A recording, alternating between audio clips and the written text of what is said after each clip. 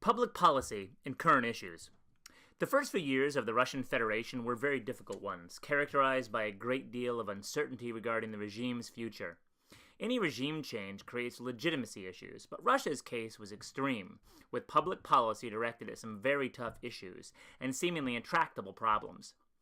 The abrupt change in leadership goals and the style between Yeltsin and Putin also made it difficult to follow continuous patterns in policy over the years, although alternating between reform and authoritarianism is an old theme that goes back to the days of the Tsars. The economy. The Soviet Union faced many challenges in 1991, but almost certainly at the heart of its demise were insurmountable economic problems. Mikhail Gorbachev enacted his perestroika reforms, primarily consisting of market economy programs inserted into the traditional centralized state ownership design of the Soviet Union. These plans were never fully implemented, partly because dissent within the Politburo led to the attempted coup that destroyed the state.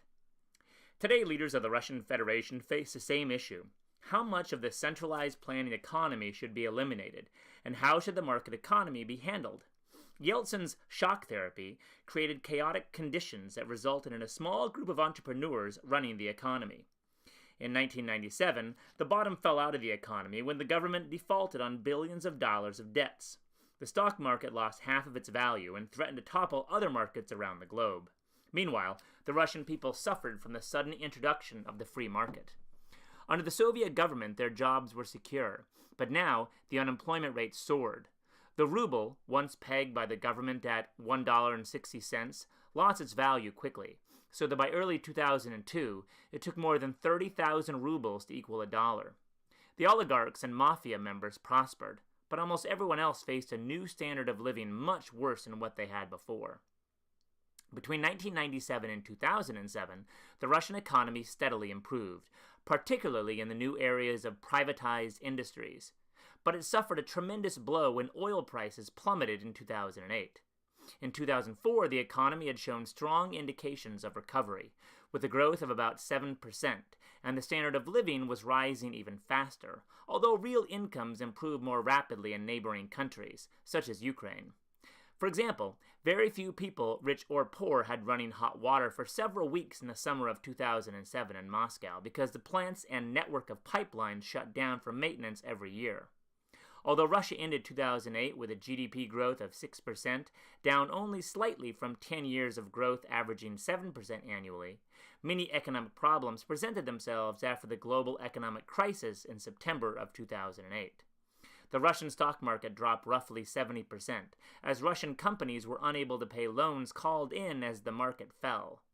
The government responded with a rescue plan of over $200 billion for the financial sector, and also proposed a $20 billion tax cut for Russian citizens.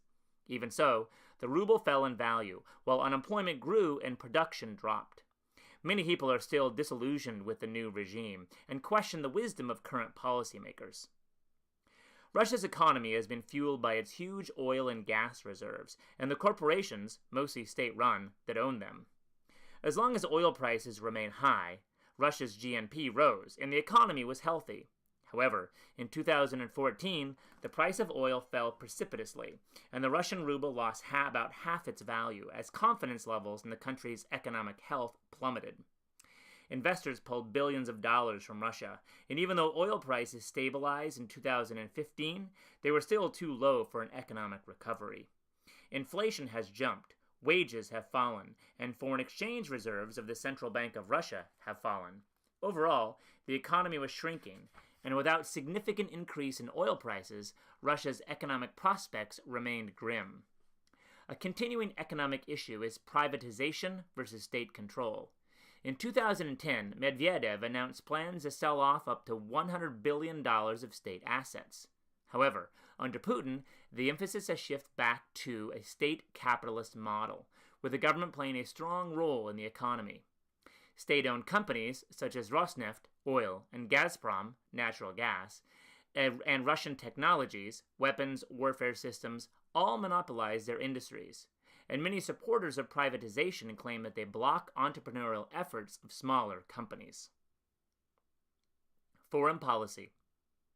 The Soviet Union held hegemony over huge portions of the world for much of the 20th century, and when it broke apart in 1991, that dominance was broken. The 1990s were a time of chaos and humiliation as Yeltsin had to rely on loans from Russia's old nemesis, the United States, to help shake its economic doldrums. As the 21st century began, the new president, Vladimir Putin, set out to redefine Russia's place in the world.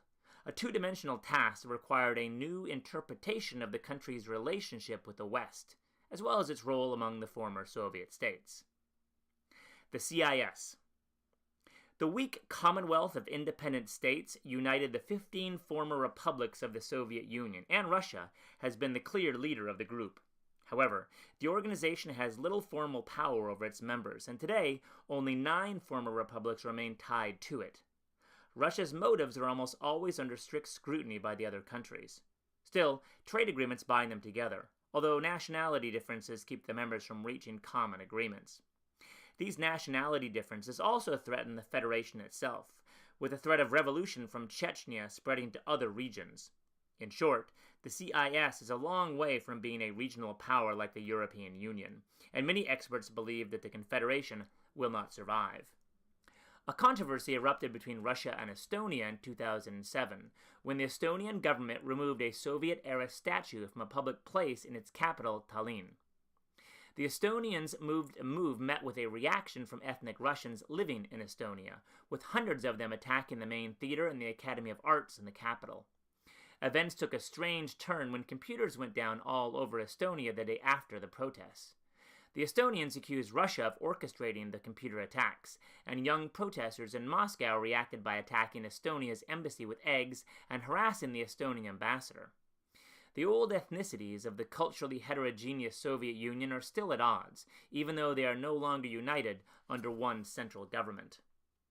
More recently, Russia's relationships with other countries in the near abroad, former Soviet states, have been affected by its invasion of Georgia in 2008. Russian troops and armored vehicles rolled into South Ossetia, a breakaway region of Georgia, that sought its independence. The move marked the growing aggressiveness of the Russian military, but it also reflected years of growing tensions between Georgia and Russia, especially between Georgia's president, Mikhail Saakashvili, and Putin. Georgia had long been viewed by Moscow as a wayward province, and after Georgia gained its independence when the Soviet Union fell apart, distrust grew, even though traditional bonds continued. However, Saakashvili allied Georgia with the United States, even naming a main road after George W. Bush. Russia responded by announcing its support for separatist regions of Georgia, and then invaded South Ossetia and other areas of Georgia. A ceasefire agreement and a peace plan was brokered by Nicolas Sarkozy, the president of France, and the European Union. But on August 26, 2008, Medvedev signed a decree recognizing South Ossetia and Abkhazia, another breakaway region, as independent states. Crisis in the Ukraine. The breakup of the Soviet Union in 1991 into 15 separate countries resulted in sovereignty issues, especially in regard to Russia's ongoing dominance of the region. The relationship between Russia and Ukraine has been particularly problematic, with conflicts erupting often along ethnic lines between Ukrainians, who favor strong ties to the West, and those with allegiance to Russia. During the 2004 presidential campaign in Ukraine, challenger Viktor Yushchenko accused Russian President Putin of providing financing and political advisors for Prime Minister Viktor Yanukovych's campaign for the presidency. Putin himself went to the Ukraine twice to campaign for Yanukovych. Popular protests broke out after Yanukovych won, with claims that the election was fraudulent. The elections were held again, and Yushchenko's victory in this round increased ethnic tensions within Ukraine. Yanukovych eventually was elected president in 2010, but Ukraine's internal and external tensions eventually led to his ouster in 2014. In late 2013, Yanukovych rejected an agreement with the European Union that would bolster integration and trade between the EU and Ukraine. Instead, he agreed to take a $15 billion loan from Russia that would move the country toward a Eurasian Union with Belarus, Kazakhstan, and Russia. The decision sparked protests in Kiev by EU supporters, and clashes grew so violent that Yanukovych fled to Russia, and a coalition government formed that supported EU agreements. This turn of events led to opposition in Crimea, a region of Ukraine with a large number of ethnic Russians.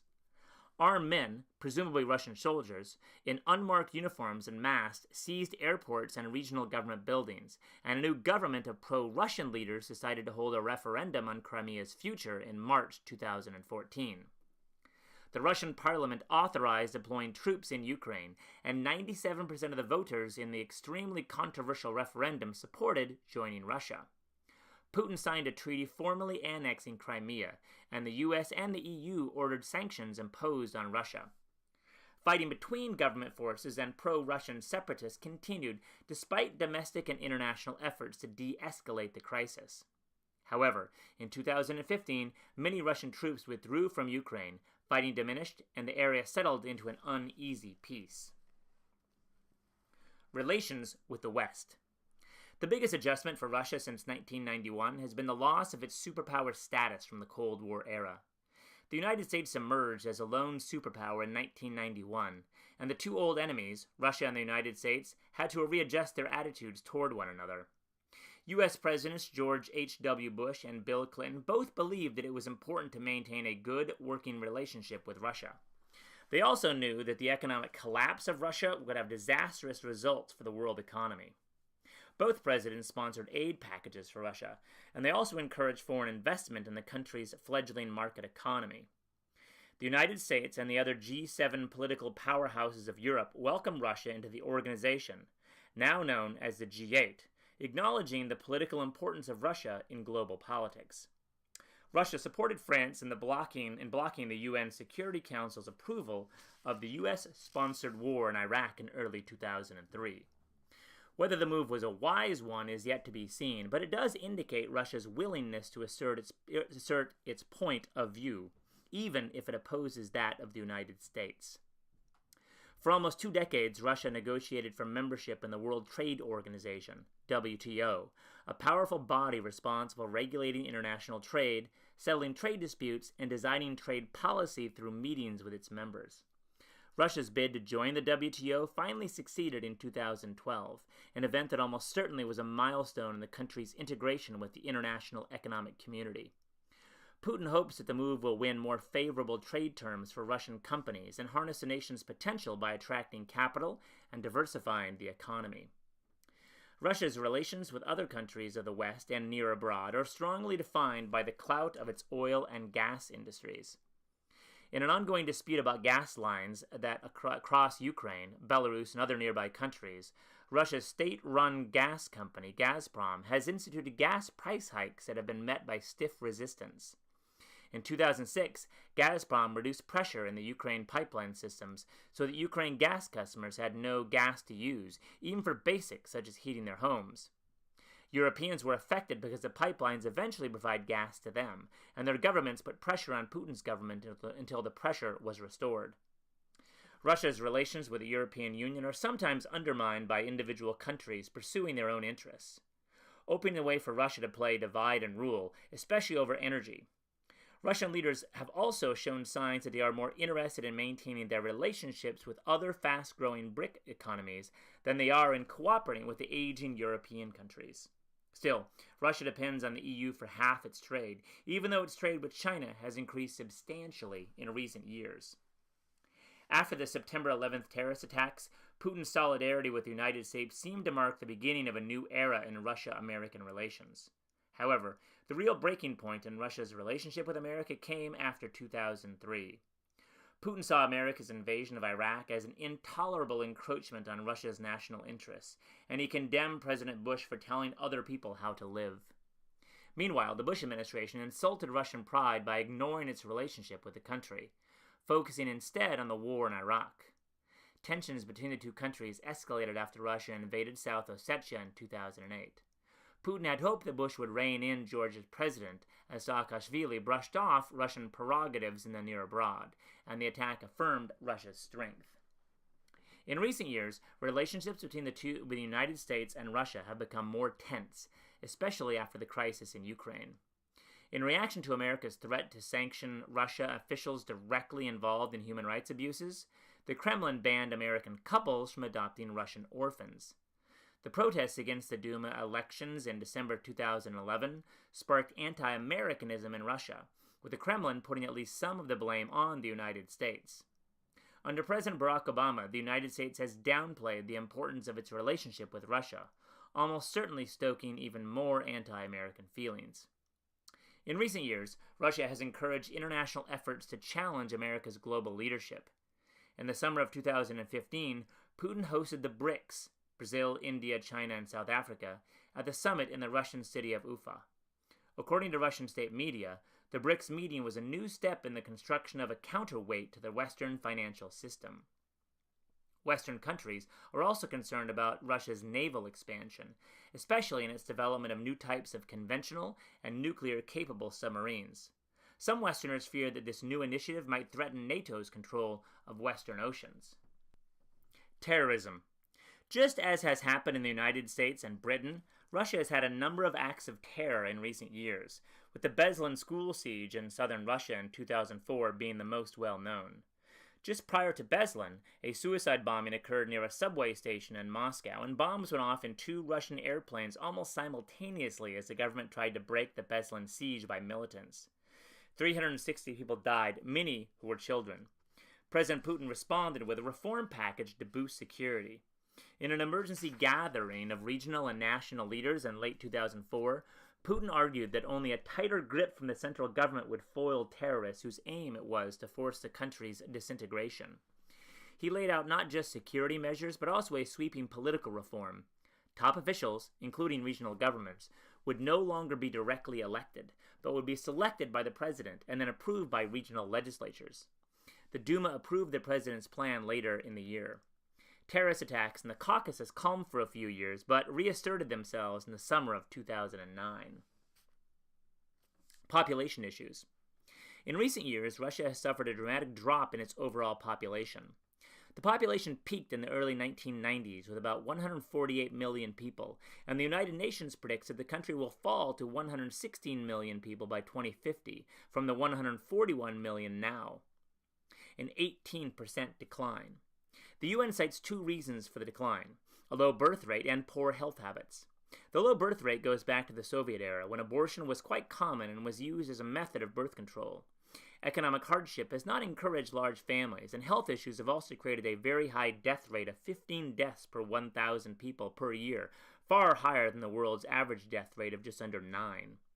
Alcohol-related deaths in Russia are very high, and alcohol-related emergencies represent the bulk of emergency room visits in the country. Life expectancy is particularly low for men at 59, as compared to women's life expectancy of 72.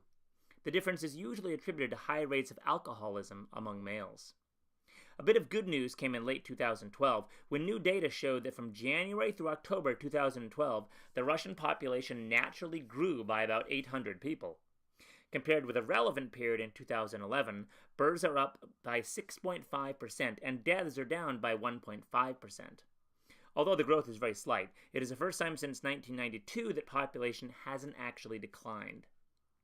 To combat this overall decline, the Russian government is encouraging Russians who live abroad to return to their homeland. Moscow has spent $300 million since 2007 to get a repatriation program started. An official estimated that more than 25 million people were eligible. Many are ethnic Russians who live in former Soviet republics, but the government is trying to attract people from around the world. It is unclear how the financial crisis and Russia's recent economic woes have affected the program's appeal. However, economic issues have discouraged many Russians from expanding the size of their families. Re-centralization of power in the Kremlin. Some critics believe that Putin's reforms for the Duma and the selection of regional governors are more than a response to terrorism, but a part of a re-centralization of power in the Kremlin. Putin's party now has 53% of the seats in the Duma, and his government has taken important steps toward controlling the power of the oligarchs. The Kremlin now controls major television stations, as well as the Russian gas giant Gazprom.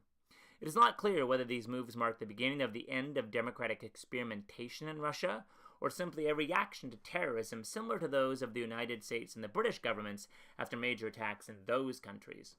Another possibility is that Russia is simply going through yet another of its age-old alternations between reform and conservatism. The presidential election of 2008 also provided evidence that Russia's political power remains centralized, even though the presidential succession technically went according to the provisions of the Constitution of 1993. Dmitry Medvedev was handpicked by Putin, and Putin's role as prime minister did not change the fact that he still was in charge of the Russian political system. Putin's re-election in 2012 ensured that he would maintain control of policymaking until 2018. Development of a civil society. The notion of civil society starts with the acceptance of two areas of life: a public one that is defined by the government, and a private one in which people are free to make their own individual choices. In a country with a strong civil society, people follow rules, operate a degree of trust toward others, and generally have respectful dealings with others, even if the government is not watching. Even though these ideals may not always be met, citizens are aware of both the rule of law in the public realm and their own privacy that exists outside of it. Democracy and capitalism both depend on civil society for their successful operation. Russians do not necessarily share the assumption that civil society rests on, the inherent value of life, liberty, and property. Instead, they have been much more influenced by traditions of statism, having a strong government or die. Their history began with this truth: survival amidst the invasions across the Russian plains and the rebellions of the many ethnicities depends on a strong protective government. In the 20th century, Russia became a superpower in the same way, through a strong centralized government. Is it possible for stability, power, and prosperity to return to Russia through a democratic state and a capitalist economy? In many ways, the answer to that question tests the future of democracy as a whole, as a worldwide political model. Were John Locke and other Enlightenment philosophers correct in their assumption that it is in human nature to value freedom above equality? That people naturally have the right to own property and to live private lives? If so, can these values thrive among a people who have traditionally valued government protection and equality? So far, the spread of democracy has taken many forms. If it takes hold in the Russian Federation, it is indeed a hardy, versatile, and potentially global philosophy.